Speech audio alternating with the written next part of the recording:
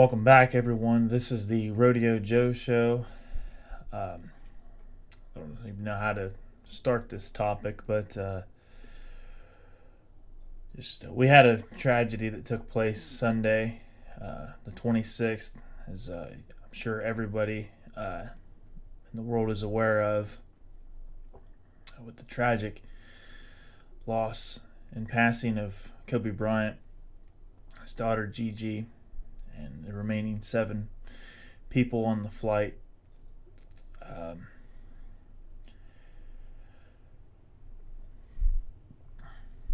uh, we all know the details and whatnot, and I'm not here to review it and how everything went.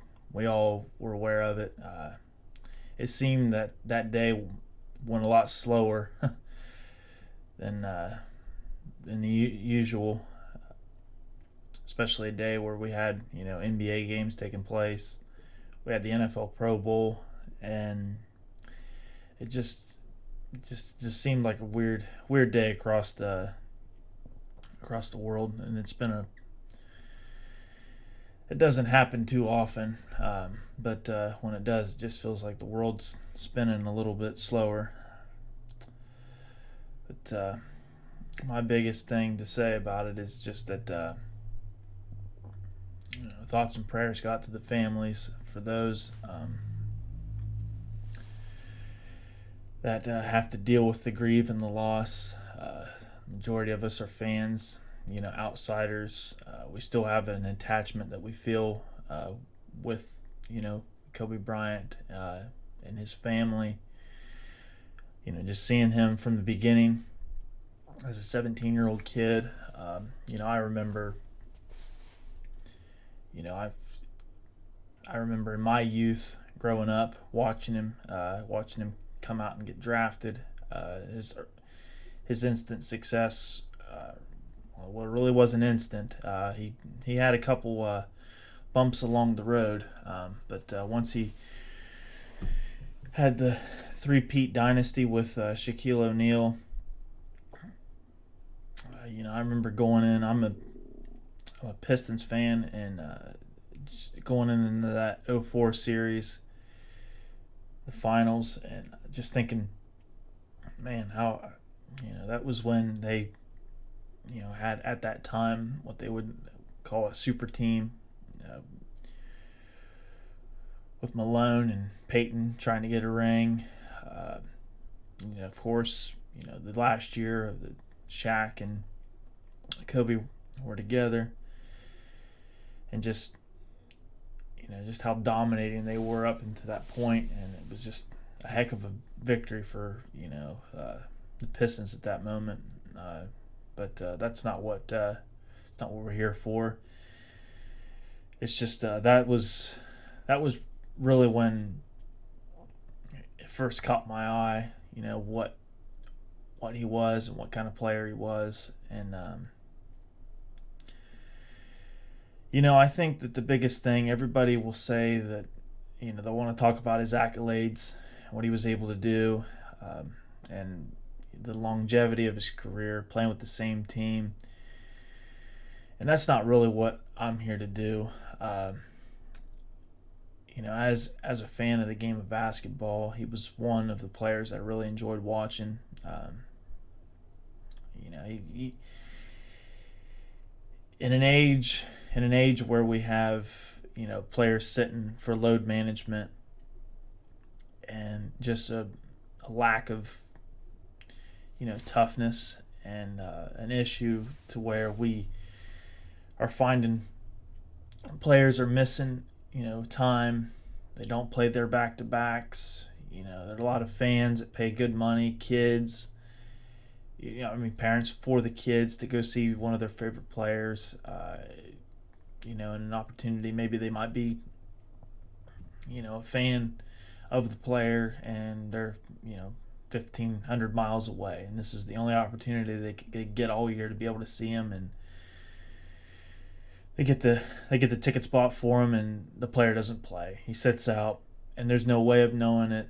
The NBA has no way of policing it to dictate when and when not, these players can play. It's entirely their prerogative. But like I said, in an age where that's a big thing here, Kobe Bryant was not that guy. Kobe Bryant was somebody that was going to give you everything he had every single game, and he wasn't in it for he wasn't in it just for the stats. He was in it because he had a hunger to win and perform to the best that he could every night. And I think that the thing that I take away the most from him, and that gives me the ultimate amount of respect for him, was just his competitive drive and just how hard he did work. And like I said, he would go and just was religious with working out. He in training took care of his body, his diet, and I mean he was a gamer. He came to play every single game, and he didn't have to be that way. There's a lot of these players that come up that he was given a great opportunity. Being the son of a former player, and he could have came in and just been a high school phenom like he was. Played the league for about 7 or 8 years, and just kind of just been a regular player and just sat on the wealth that he had with his family, and then with his own wealth that he had created. But that wasn't enough for him.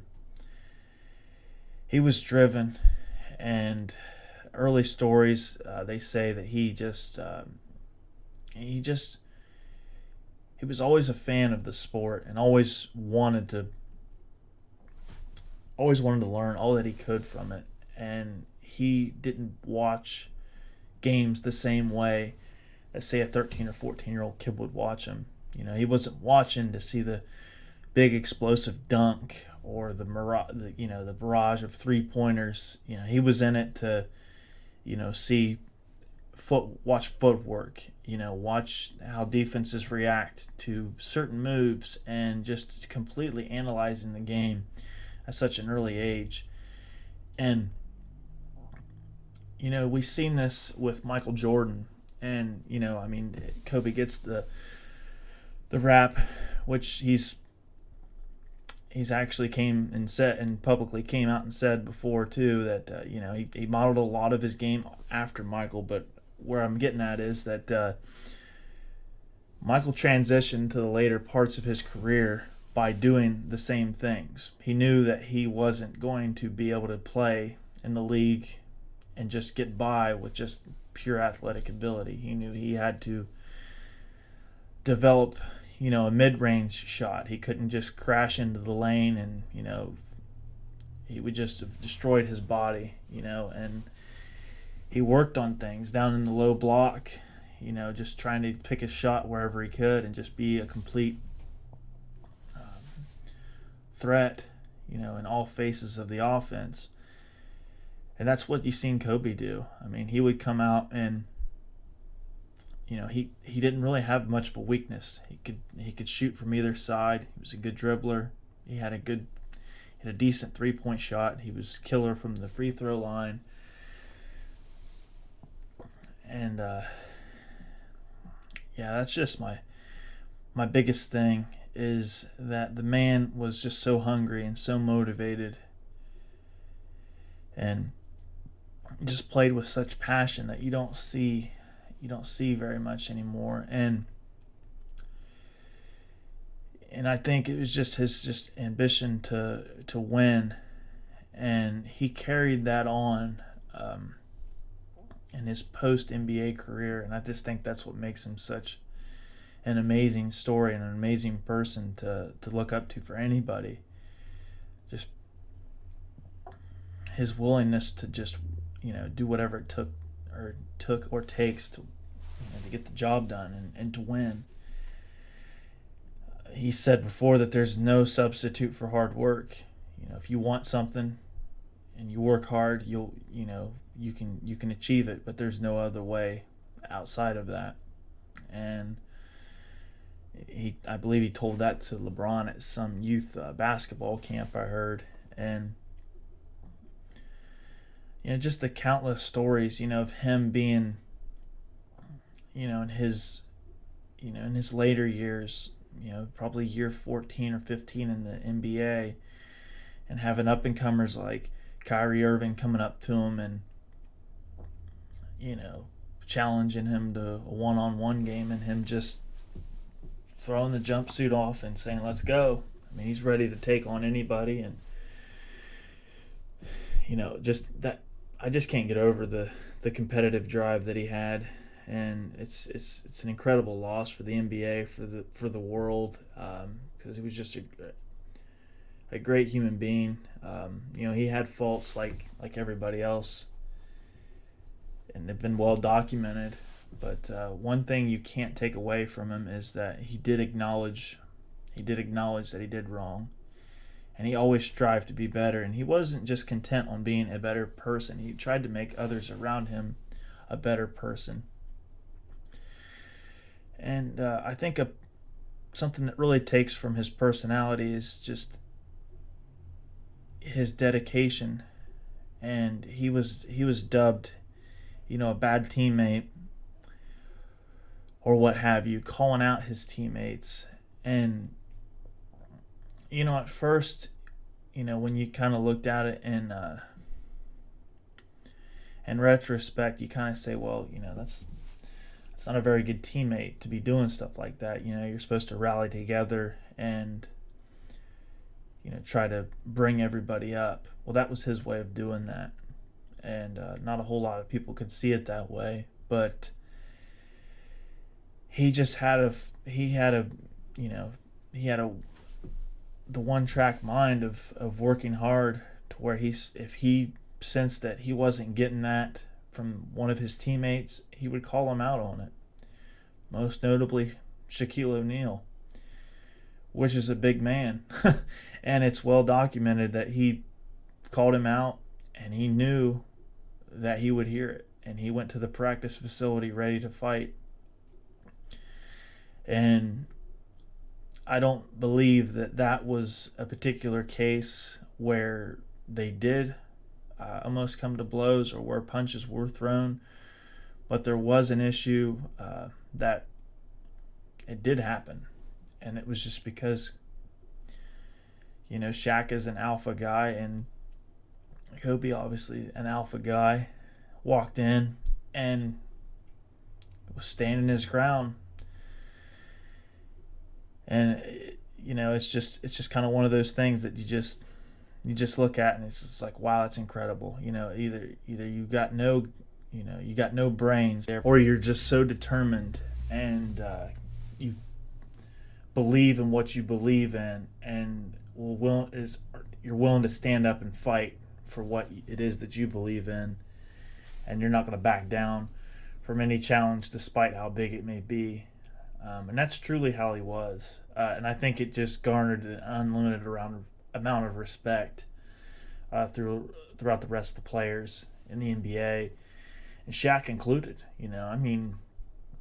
He thought, what is this boy doing? And then, then said, what? He means what he says, and and you could tell there was a lot of respect for those amongst those two, and it's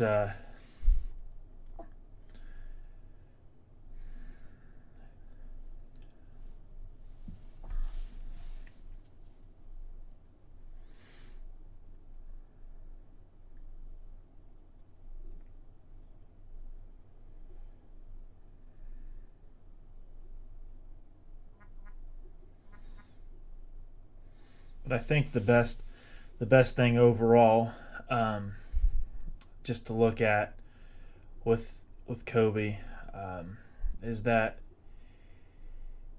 he always had a determined and dedicated plan with whatever it is that he did. And his time management, which, may have been at an extreme, sometimes to a fault, I think it's been documented that he said he only gave himself 4 hours of sleep. But he was so structured with a plan of getting in there, getting a workout in, getting all this stuff done before everybody else was getting theirs in. And then he'd go back and do it again. If he'd see somebody at the gym, he would stay there until they left and then go back and work out again afterwards. And even in the last events of, remaining in his life, the last moments that he had, that was still very evident. He took the helicopter, not because, he's some big Hollywood hotshot, and he just feels that he's entitled to it and that he can, and he wants to flex and say, hey, look what I got my own helicopter. He truly, genuinely did it because he wanted to spend as much time as he could with his kids, and he knew that taking the road in that LA traffic cut into him spending time with his kids. There was a interview that I watched where he said back in his playing days, when they had a homestand and his kids would go to school, he would make it a point to pick them up from school. He would drop them off and pick them up, and he would fix his workouts in right before they had to go to school, and then the moment they needed to go to school, he would take them to school and start working out again, and then pick them up, immediately, right when they were able to be picked up. And his wife said, you're a busy man, you don't have to do that. He said, I want to spend as much time with my kids as possible, and I don't get to do this when I'm on the road. So when I'm at home, I'm doing it. And I mean, that's just, for those of us that say that, we don't have enough time to do this, we don't have enough time for that, this is a true case of where you can make time. And it's just incredible. It's so inspiring. If it doesn't inspire you in some form, you don't have a heart beating in your chest. I mean, it's just incredible that he just had that drive with him. And like I said, he had it, post-career. He wanted to give that same intensity and that same determination in being a good father, being a good husband, being a coach, an ambassador to the NBA, to the WNBA, to, women's college hoops, his side projects, winning an Oscar, his animated films, his books. I mean, the man it's insane. It's just something I think we all can take something away. And it's unfortunate, and this sounds incredibly negative, and I have nothing but the utmost respect for Kobe and everything that he's done, and him as a human being. So it's not to be taken that way. But 41 years isn't a lot of time on this earth to a lot of people, but I truly feel like he lived the best life he felt he could have lived at 41. And there was a lot more of his story that could have been told. But I think if you would have asked him that morning and he had no idea what was going to happen, and asked him if he had any regrets, I don't think he had any. And, that's something I think we all, should look into. Use him and others as a way to motivate yourself and know that anything's possible. I mean, I've stated, this man is the son of a NBA player. He had all the connections in the world. He got to travel the world as a young kid and experience a lot of things as a child that a lot of us are unfortunate enough to not have, or if we are lucky to do it, we have to do it when we're adults, and we have to save up, and we have to do that ourselves. And it still wasn't enough. He still wanted to do more with his life. And he didn't take any shortcuts. He got everywhere that he ever, any road that he ever, climbed, he did it the same way with hard work. He didn't use his platform as a means of getting ahead of anything. He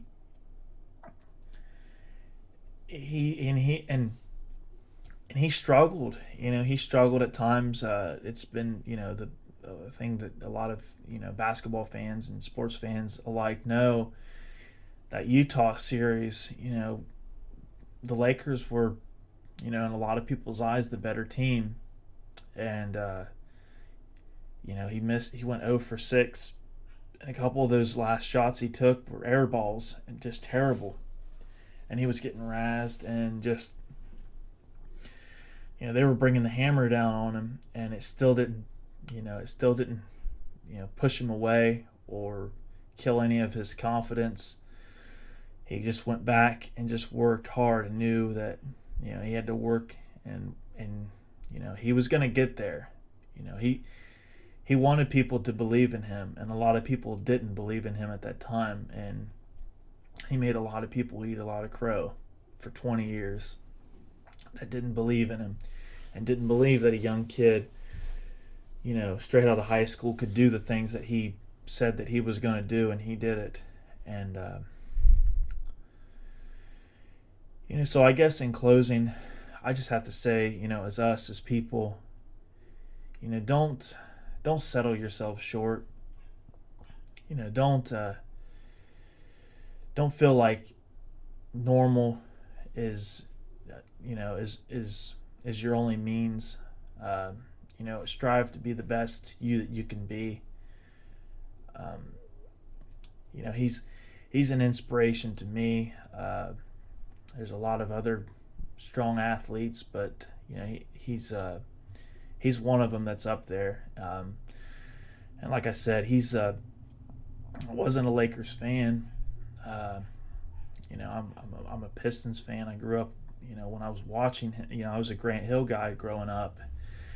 And Grant Hill had an unfortunate setback in his career, but just being a fan, of an opposing team, but still having enough respect for a player, of his caliber, just kind of speaks to the effect that he had, because I'm not the only person, that there's probably a lot of San Antonio Spurs fans out there, and, I don't know, Houston Rocket fans that or Celtic fans out there that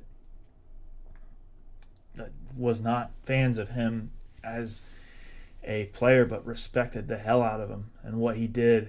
And even though he dominated them at points of his career and broke their hearts many nights, they still can't respect and appreciate him as a player and what he was able to do, and as a man, and how dedicated he was to his craft.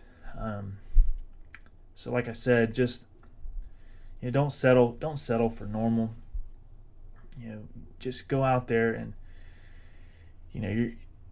the hardest thing for us is rejection, and the biggest thing is that we've heard that word probably more than any other word in our whole lives. And it's still the one word that we're afraid of the most, and that's the word no. But don't let it hold you back. Go after what it is that you want to do. If you want to start a gym, you want to work on a diet, you have a hobby that you just don't think you can really fit time in to do, or there's a dream, a goal that you have, an aspiration that you don't think you can achieve it because people said you're not good enough to do it, there's going to be a lot more people that are going to pull you up and cheer you on when they see how hard you put in the work and fight to do what it is you love and see that your passion, than the people that are going to tell you that you're making a mistake, you're doing the wrong thing.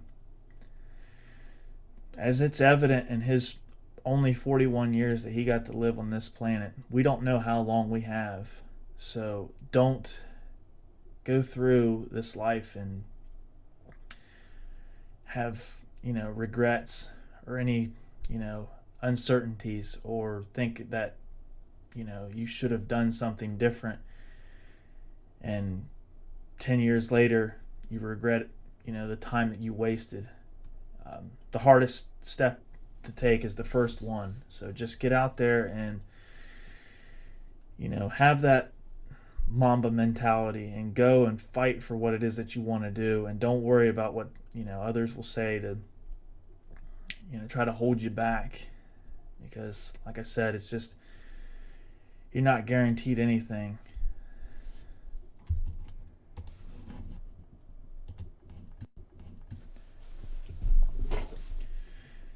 And don't ever feel like, you're ever too old, or you're too out of shape, or you're, too inadequate in any other capacity to do anything. If you work hard enough, you can achieve anything that you want. And it's very clear in, just Kobe's success stories of a lot of other people. And I'm not saying you got to go and, shoot for this, I'm not saying that you have to be, on the Hollywood Walk of Fame for your contributions that you made to society. It doesn't have to be that big scale, but if it's something that you really, really love and you really have a passion for, you're going to eat yourself up inside if you don't chase it and try to do something with it, the sky is the limit. And I just feel like, we're capable, us as humans, of doing a lot of great things. And it's just about taking that first step forward and actually achieving it and working towards it. And, just being so afraid of the negative consequences that we don't even try, because the failure is just too hard. Like I said, I don't mean to beat a dead horse, but this applies to anything, whether it's trying to start something new, chase a passion, a dream, a goal, trying to quit something that's been hard for you, whether you're addicted to drugs, alcohol, something of that form. That can be all used in that same capacity. Just the idea that you will be a better person and you will live a more fulfilling life if you either add this to your life or cut this out of your life. So, like I said, don't be afraid. Take that challenge, grab it by the horns and go for it. Don't be afraid to be rejected, because, like I said, we've been told that word no since we were babies growing up. No, don't do that. No, don't go there. No, you can't do this. No, you can't do that. There's nothing holding us back. We have, this land of opportunity where we're able, each day that we're given is another chance that we have to make a better us and a better world around us. So, let's do it. And let's do it for Mamba. Rest in peace, Kobe.